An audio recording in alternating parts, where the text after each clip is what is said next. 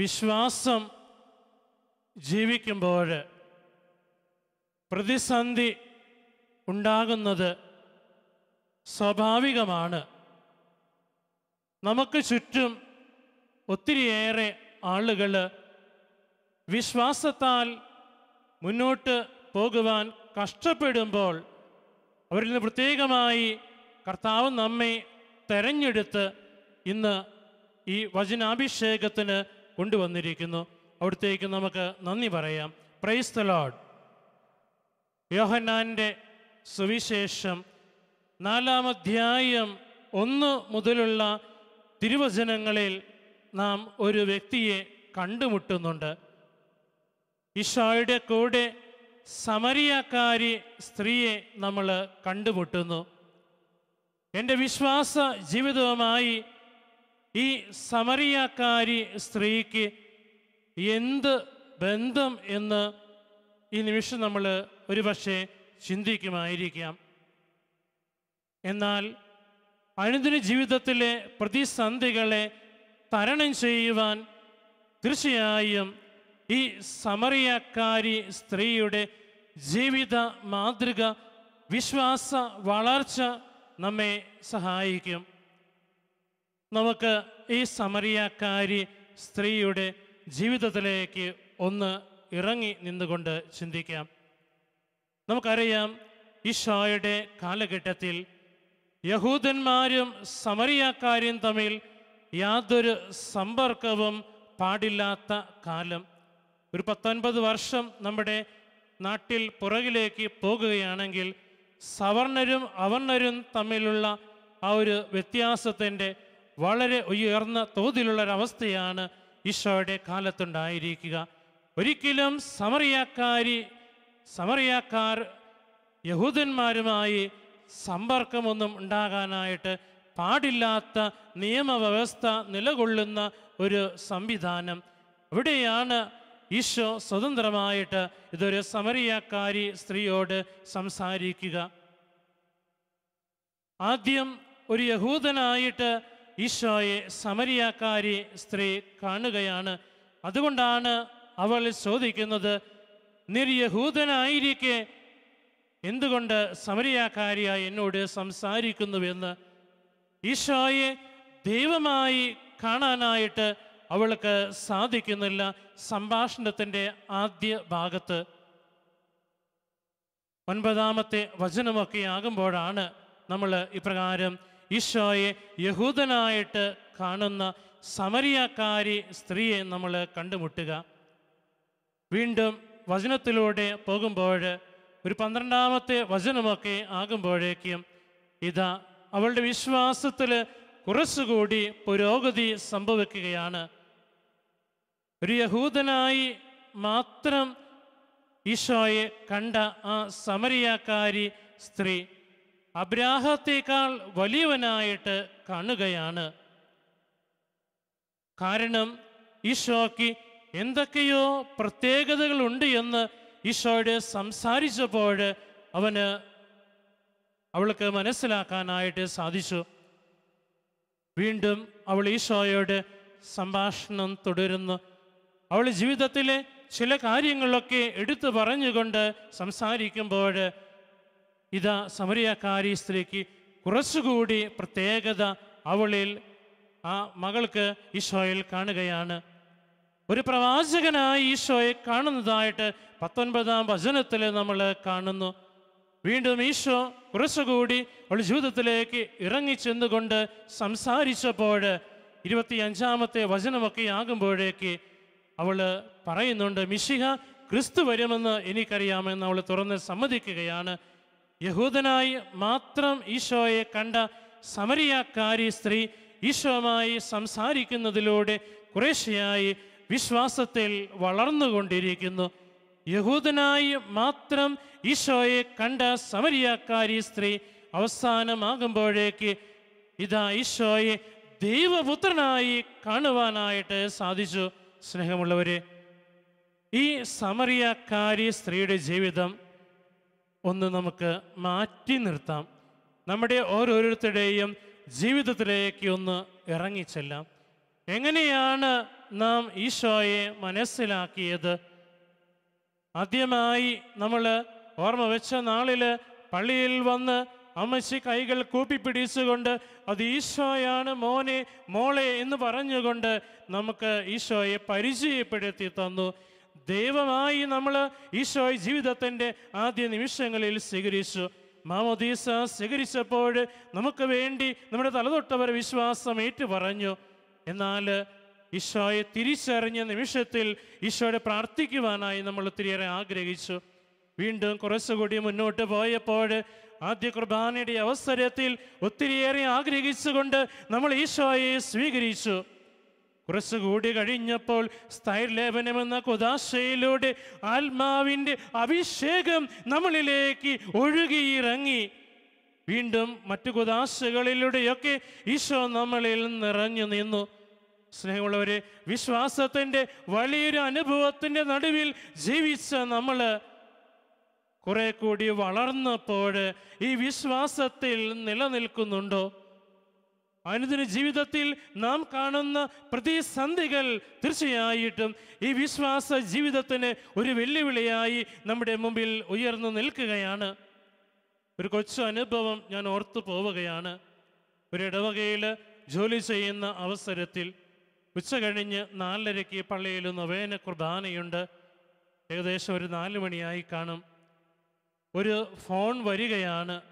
ഒരു സ്ത്രീയുടെ ശബ്ദം അങ്ങേ തലക്കിൽ നിന്ന്. അച്ഛാ, ഒന്ന് സംസാരിക്കണം. ഞാൻ പറഞ്ഞു, കുർബാനയുടെ തിരക്കൊക്കെയുണ്ട്. അപ്പോൾ അങ്ങേ തലക്കിൽ നിന്ന് മറുപടി ഇങ്ങനെയാണ്: അച്ഛാ, ഞാൻ ആകെ ഒരു പ്രശ്നത്തിൽ പെട്ടിരിക്കുകയാണ് അച്ഛാ. വീട്ടിലാകെ കുഴപ്പമാണ്. ഞാൻ തലയിൽ കൂടി മണ്ണെണ്ണയൊഴിച്ച് തീ കത്തിക്കുന്നതിന് മുമ്പ് അച്ഛനോടൊന്ന് കൺസൾട്ടേഷൻ ചോദിക്കാനായിട്ട് വിളിച്ചതാണ്. ഞാൻ പറഞ്ഞു, മോളെ ചതിക്കല്ലേ, എന്ത് പ്രശ്നമുണ്ടെങ്കിലും ഈശോ നമുക്കത് പരിഹരിച്ചു തരും. ഉടനെ ഞാൻ കോൺവെൻറ്റിലേക്ക് വിളിച്ച് മദറിനെ അവിടേക്ക് അയച്ചു. മകളെ രക്ഷിച്ചു. കുർബാനയും കഴിഞ്ഞ് ഞങ്ങളോട് സംസാരിച്ചപ്പോൾ കുടുംബത്തിലെ അസ്വസ്ഥതകളാണ് നിരാശയുടെ നടുവിലേക്ക് അവളെ തള്ളിവിട്ട് ജീവൻ ഒടുക്കുവാനായിട്ട് അവളെ പ്രേരിപ്പിച്ചത്. മറ്റൊരു കൊച്ചു സംഭവം കൂടി ഓർക്കുകയാണ്. ഇടവകയിൽ 12ാം ക്ലാസ്സിൽ പഠിക്കുന്ന പെൺകുട്ടി കാറ്റഗിസം ക്ലാസ്സിൽ വരുന്നില്ല. അവളെ വിളിച്ച് ചോദിച്ചു. അപ്പോൾ അവളുടെ അമ്മ പറഞ്ഞു, അപ്പന് താല്പര്യമില്ല എന്ന്. അമ്മയെയും മകളെയും ഒന്നിച്ച് വീണ്ടും ഞാൻ വിളിച്ചു, സംസാരിച്ചു. പക്ഷേ അവർ കാറ്റഗിസം ക്ലാസ്സിൽ വരാനായിട്ട് തയ്യാറാകുന്നില്ല. കുടുംബ യൂണിറ്റ് ഭാരവാഹികളെ വിളിച്ചുകൊണ്ട് ഒരു വീട്ടിൽ പോയി ഞാൻ ശക്തമായിട്ട് പറഞ്ഞു, വിശ്വാസം ഉപേക്ഷിച്ചുകൊണ്ട് എവിടെ പോയാലും ഈശോയുടെ കൂടെ നമുക്ക് നിൽക്കാനായിട്ട് സാധിക്കുകയില്ല. ആഗ്രഹമുണ്ടെങ്കിലും നമ്മുടെ പ്രവർത്തനം നമ്മുടെ ഭാഗത്തു നിന്നുണ്ടായില്ലെങ്കിൽ തീർച്ചയായിട്ടും വീണുപോകും. അമ്മയും മകളും പള്ളിയിലും വന്നില്ല, കാറ്റഗിസം ക്ലാസ്സിലും വന്നില്ല. 1 മാസം കഴിഞ്ഞില്ല, ഞാൻ കേട്ടു ഏതോ ഒരു ചെറുക്കൻ്റെ കൂടെ അവൾ വീട്ടിൽ നിന്ന് ഇറങ്ങിപ്പോയി. 2 ജീവിതാനുഭവങ്ങൾ ഞാൻ നിങ്ങളുടെ മുമ്പിൽ എടുത്ത് അവതരിപ്പിച്ചതാണ്. ഒന്ന്, ജീവിതം കൊടും നിരാശയിലായി ആത്മഹത്യയിലേക്ക് നടന്നെടുക്കാൻ പോകുന്ന ഒരു വ്യക്തി. രണ്ടാമതായിട്ട് ഈശോയെ മറന്നുകൊണ്ട് വേറൊരു ജീവിത ശൈലിയിലേക്ക് ഇറങ്ങിപ്പോകുന്ന മറ്റൊരു വ്യക്തി.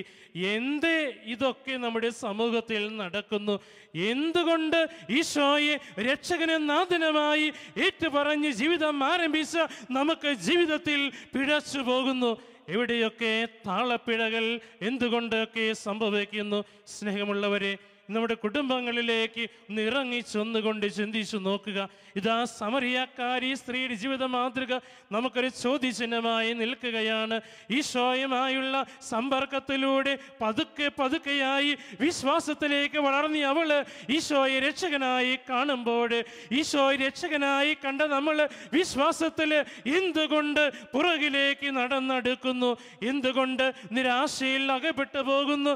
പ്രതിസന്ധിയിൽപ്പെട്ട് നട്ടം മനം തിരിയുന്നു. സ്നേഹമുള്ളവരെ, യേശുവിലുള്ള നമ്മുടെ വിശ്വാസം 100% സത്യമാണോ എന്ന് നമുക്ക് മനസ്സിലാക്കാനായിട്ട് സാധിക്കണം.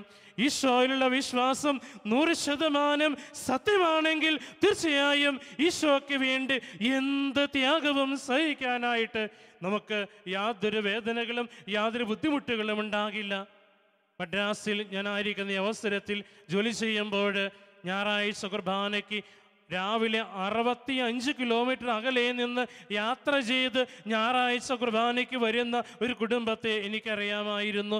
കുട്ടികളുടെ മതവിദ്യാഭ്യാസത്തിന് വേണ്ടി ഇത്രയും ത്യാഗം സഹിച്ചുകൊണ്ട് അതിരാവിലെ പുറപ്പെട്ടുകൊണ്ട് വിശുദ്ധ കുർബാനയ്ക്കായിട്ട് അണയുന്ന ഒരു കുടുംബത്തെ പ്രത്യേകമായിട്ട് ഓർക്കുകയാണ്. ഇന്ന് നമ്മുടെയൊക്കെ ജീവിതം എങ്ങനെയാണ്? ഞായറാഴ്ച കുർബാന മുടക്കാനായിട്ട് യാതൊരു മനസാക്ഷിക്കുത്തുമില്ലാത്ത രീതിയിൽ നമ്മുടെ ജീവിതം മാറിയിട്ടുണ്ടെങ്കിൽ സ്നേഹമുള്ളവരെ ഓർക്കുക, ഈശോയിൽ നമ്മുടെ വിശ്വാസം 100% സത്യമല്ല. എന്തൊക്കെയോ അതിൽ മായങ്ങൾ കടന്നുകൂടിയിരിക്കുന്നു. നമ്മുടെ സ്വാർത്ഥ താല്പര്യങ്ങളും നമ്മുടെ ഇഷ്ടങ്ങളുമൊക്കെ ജീവിതത്തിൽ നിറവേറ്റാൻ നമ്മൾ പരിശ്രമിക്കുമ്പോൾ ഇതാ ഈശോ കുറേശ്ശെയായി ജീവിതത്തിൽ നിന്ന് മാറിപ്പോകുന്നു. സായം സന്ധ്യകളിൽ സന്ധ്യാ നമസ്കാരം കൊണ്ട് നിറയേണ്ട നമ്മുടെ കുടുംബങ്ങളിൽ ഇന്ന് വിശ്വാസത്തെ ഊട്ടിയുറപ്പിക്കുന്ന രീതിയിലുള്ള പരിപാടികളാണ് നടക്കുക? അതോ TV-യിൽ നടക്കുന്ന കലാപരിപാടികൾ കുടുംബ ജീവിതത്തിൻ്റെ താളം തെറ്റിക്കുന്നുണ്ടോ? ഇതൊക്കെ കാണുന്ന കുഞ്ഞുമക്കൾ തീർച്ചയായിട്ടും അവരുടെ ജീവിതത്തിൽ ആരെയാണ് ജീവിതമാതൃകളായിട്ട് എടുക്കുക? ഇതാ സമറിയാക്കാരി സ്ത്രീ നമ്മുടെ മുമ്പിൽ ചോദ്യചിഹ്നമായി നിൽക്കുന്നു. ഈശോയെ ദൈവമായി കണ്ട അവൾ ചെയ്തത് പട്ടണത്തിലേക്ക് ഓടുകയാണ്. വചനത്തിന് 4-ാം അധ്യായത്തിൽ യോഹന്നാന്റെ സുവിശേഷം 4-ാം അധ്യായം അവസാനമാകുമ്പോഴൊക്കെ കാണുന്നുണ്ട്, സമറിയാക്കാരി സ്ത്രീ പട്ടണത്തിലേക്ക് ഓടിക്കൊണ്ട് ഈശോയ്ക്ക് അവിടെ സാക്ഷ്യം കൊടുക്കുന്നു. സമറിയാക്കാരി സ്ത്രീയുടെ ജീവിത സാക്ഷ്യത്തിലൂടെ പട്ടണത്തിൽ നിന്ന് അനേകം ആളുകൾ ഈശോയുടെ അടുക്കലേക്ക് ഓടിക്കൂടുന്നതായിട്ട് കാണുന്നു. അവരവിടെ സാക്ഷ്യപ്പെടുത്തുന്ന വാചകങ്ങൾ പ്രത്യേകം നമുക്ക് ശ്രദ്ധിക്കാം. ഇനിമേൽ നിന്റെ വാക്കുകൊണ്ടെല്ലാം അറിയിച്ച് ഞങ്ങൾ കണ്ട് വിശ്വസിച്ചത് കൊണ്ട് ഇതാ ഞങ്ങൾ ഈശോയിൽ വിശ്വസിക്കുന്നു. ഈശോയുടെ വിശ്വാസം ഏറ്റുപറയുന്നു. സ്നേഹമുള്ളവരെ, ഇവിടെ ഇരിക്കുന്ന ഓരോരുത്തരും ഈശോയിലുള്ള വിശ്വാസം ജീവിതത്തിലൂടെ അനുഭവിക്കാൻ സാധിക്കേണ്ടവരാണ്. നമുക്ക് വിശ്വാസം ജീവിതത്തിലൂടെ അനുഭവിക്കാനായിട്ട് സാധിക്കുമ്പോൾ അനുദിന ജീവിതത്തിലെ ഓരോ കൊച്ചു കാര്യങ്ങളിലും ഈശോയുടെ സാന്നിധ്യമുണ്ടെന്ന് ഉറപ്പുവരുത്താനായിട്ട് നമുക്ക് ഓരോരുത്തർക്കും സാധിക്കുമോ? ഈശോ നമ്മുടെ കൂടെ നടന്നുകൊണ്ട് കൈപിടിച്ചുകൊണ്ട് നമ്മെ ഓരോ നിമിഷവും കാത്ത് പരിപാലിക്കുന്നുണ്ട് എന്ന് ഉറച്ച് വിശ്വസിക്കാനായിട്ട് നമുക്ക് ഓരോരുത്തർക്കും സാധിക്കുമോ? സാധിക്കുമെങ്കിൽ തീർച്ചയായും ജീവിതത്തിലെ ഏത് പ്രതിസന്ധികളെയും തരണം ചെയ്യുവാനുള്ള വിശ്വാസത്തിൻ്റെ വളർച്ച നാം നേടിക്കഴിഞ്ഞു എന്ന് പ്രത്യേകമായിട്ട് നമുക്ക് മനസ്സിലാക്കാവുന്നതാണ്. സ്നേഹമുള്ളവരെ, ഇന്ന് വിശ്വാസത്തിൻ്റെ വളർച്ചയ്ക്ക് പകരം തളർച്ച കാണുന്ന ഒരു സമൂഹത്തിലാണ് നമ്മൾ ജീവിക്കുക. ഏത് മാധ്യമങ്ങൾ എടുത്താലും അവിടെയൊക്കെ വിശ്വാസത്തെ തകർക്കുന്ന രീതിയിലുള്ള പരസ്യങ്ങളും പ്രവർത്തനങ്ങളും പരിപാടികളുമൊക്കെ നമ്മുടെ മക്കളെ കണ്ടുകൊണ്ടിരിക്കുമ്പോൾ എങ്ങനെ നമ്മുടെ ജീവിതത്തിൽ വിശ്വാസം നഷ്ടപ്പെടുത്താതെ നമുക്ക് കരുപിടിപ്പിച്ചുകൊണ്ട് മുന്നോട്ട് പോകാനായിട്ട് നമുക്ക് സാധിക്കും? ഈശോയുടെ മുമ്പിൽ ഇരുന്നു കൊണ്ട് ഹൃദയത്തെ സമർപ്പിച്ചുകൊണ്ട് നമുക്കൊന്ന് പരിശോധിക്കാം. ഒന്നാമതായിട്ട് നാം കാണുന്ന കാര്യം ഇതാണ്. ലൂക്കായുടെ സുവിശേഷം 15-ാം അധ്യായത്തിൽ കാണുന്ന ഉപമ നമുക്ക് തീർച്ചയായിട്ടും ഇക്കാര്യത്തിൽ മാതൃകയാണ്. ധൂർത്തപുത്രൻ്റെയും മൂത്തപുത്രൻ്റെയും പിതാവിൻ്റെയും ആ സ്നേഹ കൂട്ടായ്മ നമ്മുടെയൊക്കെ കുടുംബ ബന്ധങ്ങളിൽ ഇന്ന് സംഭവിക്കുന്ന കാര്യങ്ങൾ എന്തൊക്കെയാണ്? ഈ കൂട്ടായ്മ, ഈ സ്നേഹമൊക്കെ മാറി നിന്നുകൊണ്ട് സ്വാർത്ഥത കടന്നു വരുമ്പോൾ തീർച്ചയായിട്ടും അസ്വസ്ഥതകളും വേദനകളുമൊക്കെ ജീവിതത്തിൽ എന്നും നിറഞ്ഞു നിൽക്കുന്നു. ലൂക്കായുടെ സുവിശേഷത്തിൽ നാം കാണുന്ന മൂത്തപുത്രനും ധൂർത്തപുത്രനും രണ്ടുപേരും തീർച്ചയായും നമ്മുടെയൊക്കെ ജീവിതത്തിൻ്റെ ഭാഗമായിട്ട് ചിലപ്പോഴൊക്കെ മാറുകയാണ്.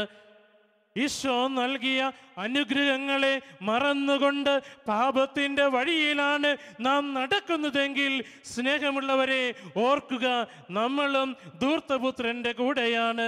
ദൈവം നൽകിയ സൗഭാഗ്യങ്ങളെ മറന്നുകൊണ്ട്, ദൈവം നൽകിയ കഴിവുകളെ മറന്നുകൊണ്ട്, ദൈവം നൽകിയ സമ്പത്ത് മറന്നുകൊണ്ട്, ദൈവം നൽകിയ വിശ്വാസത്തെ ഉപേക്ഷിച്ചുകൊണ്ട് പാപത്തിൻ്റെ വഴിയിലൂടെ നടക്കുകയാണെങ്കിൽ സ്നേഹമുള്ളവരെ, നമ്മളും ആ ധൂർത്തപുത്രൻ്റെ കൂടെയാണ്. ഒറ്റ നോട്ടത്തിൽ നല്ലവനെന്ന് തോന്നുമെങ്കിലും ഇതാ ധൂർത്തപുത്രൻ തിരിച്ചു വന്നപ്പോൾ തനി സ്വഭാവം വെളിവാക്കിയ മൂത്തപുത്രനും നമ്മളെ ചിലപ്പോഴൊക്കെ നമ്മുടെ ജീവിതത്തിലേക്ക് കയറിയിറങ്ങി വരും. ഒത്തിരിയേറെ നല്ല കാര്യങ്ങൾ ചെയ്തുവെന്ന് അഭിമാനിക്കുന്ന നമ്മൾ തീർച്ചയായും അതിനൊത്ത് പ്രതിഫലം സമൂഹത്തിൽ നിന്നോ കുടുംബത്തിൽ നിന്നോ നാട്ടുകാരിൽ നിന്നോ ലഭിക്കാതാകുമ്പോൾ നമ്മൾ തീർച്ചയായിട്ടും നിരാശയുടെ പടുകുഴിയിലേക്ക് വീണു പോകുന്നു. സ്നേഹമുള്ളവരെ, ഈ ധൂർത്തപുത്രൻ്റെയും മൂത്തപുത്രൻ്റെയും ജീവിതത്തിലെ ചില അംശങ്ങളെ എടുത്തു മാറ്റിക്കഴിഞ്ഞാൽ തീർച്ചയായും ദൈവ സ്നേഹത്തിലേക്ക് നമുക്ക് കടന്നു വരാനായിട്ട് ഒരു തടസ്സവും ഉണ്ടാകില്ല.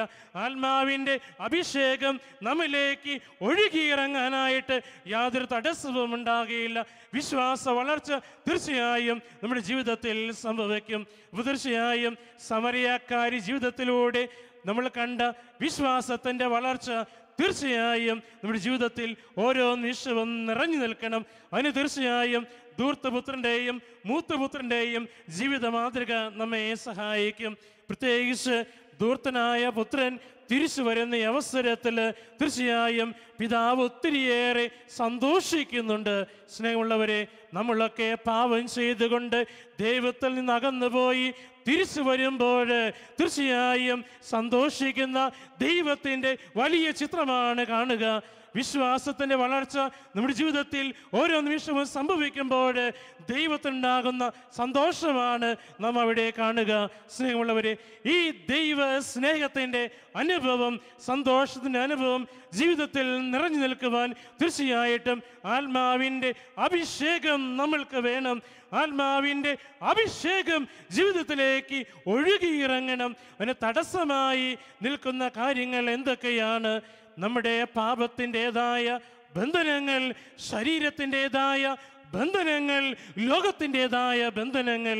ഈ ബന്ധനങ്ങളെ തകർക്കുവാനായിട്ട് ഈശോയുടെ കുരിശിനെ കൂട്ടുപിടിക്കാനായിട്ട് നമുക്ക് ഓരോരുത്തർക്കും സാധിക്കണം.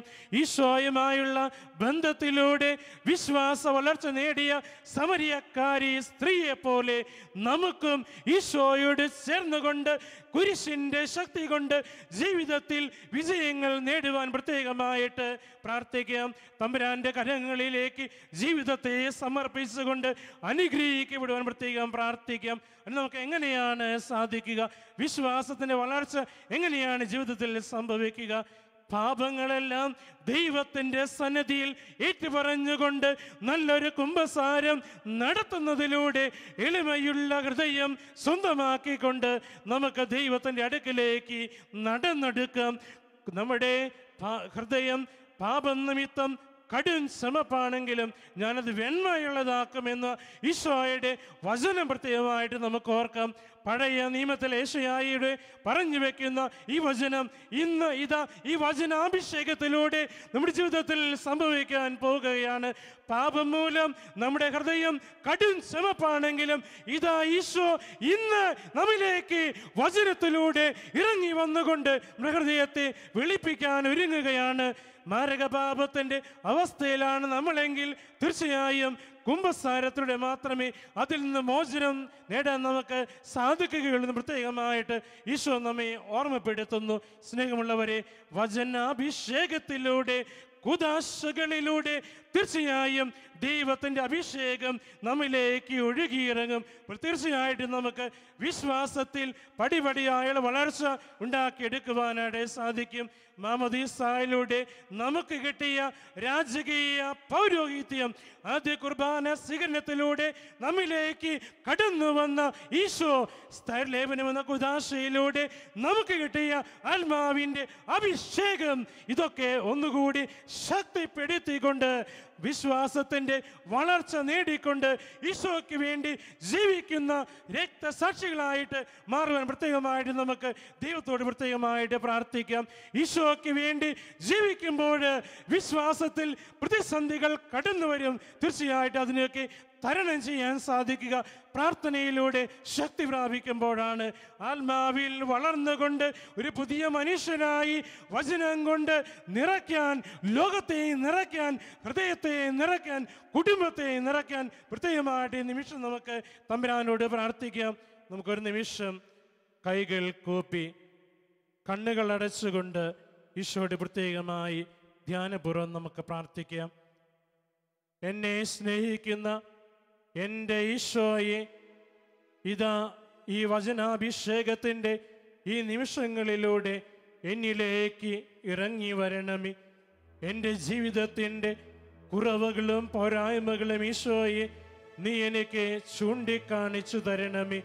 എൻ്റെ ബലഹീനതകളെ തിരിച്ചറിഞ്ഞുകൊണ്ട് നിന്നിൽ നിന്ന് ശക്തി നേടുവാൻ ഈശോയെ എന്നെ അനുഗ്രഹിക്കണമേ.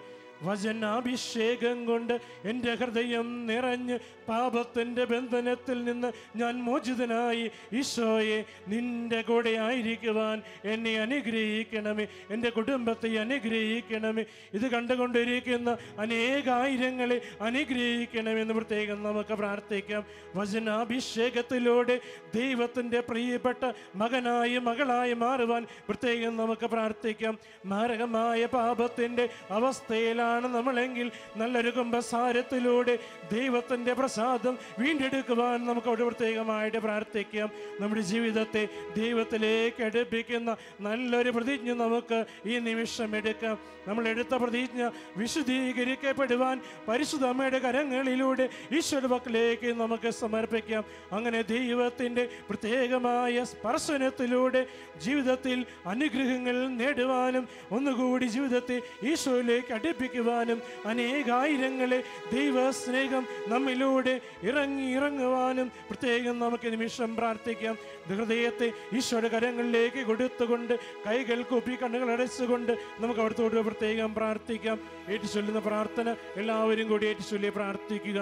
കാരുണ്യവാനായ ഈശോയെ, ഞങ്ങളെ അങ്ങയുടെ കരങ്ങളിലേക്ക് സമർപ്പിക്കുന്നു. ഈശോയെ, വചനം കൊണ്ട് ഞങ്ങൾ നിറയുവാൻ ഞങ്ങളെ അനുഗ്രഹിക്കണമേ. ആത്മാവിന്റെ അഭിഷേകം ഞങ്ങളിലേക്ക് വർഷിക്കണമേ. മാനസാന്തരം ഞങ്ങൾക്ക് നൽകണമേ. യേശുവേ, ഞങ്ങളെ അനുഗ്രഹിക്കണമേ. ഈശോയെ, എന്റെ ഹൃദയത്തിൽ എഴുന്നള്ളി വരണമേ. ഈശോയെ, എന്നെ കൈപിടിച്ച് നടത്തണമേ. ഈശോയെ, എന്റെ പ്രാർത്ഥനകൾ സ്വീകരിച്ചുകൊണ്ട് എന്നെ അനുഗ്രഹിക്കണമേ, ആശീർവദിക്കണമേ. ആമേൻ. നമ്മുടെ കർത്താവ് ഈശോ മിശിഹായുടെ കൃപയും പിതാവായ ദൈവത്തിൻ്റെ സ്നേഹവും പരിശുദ്ധാത്മാവിൻ്റെ സഹവാസവും നമ്മളെല്ലാവരുടെയും കൂടെ ഉണ്ടായിരിക്കട്ടെ, ഇപ്പോഴും എപ്പോഴും എന്നേക്കും. Praise the Lord. Praise the Lord. Praise the Lord. Praise the Lord. Praise the Lord. Praise the Lord.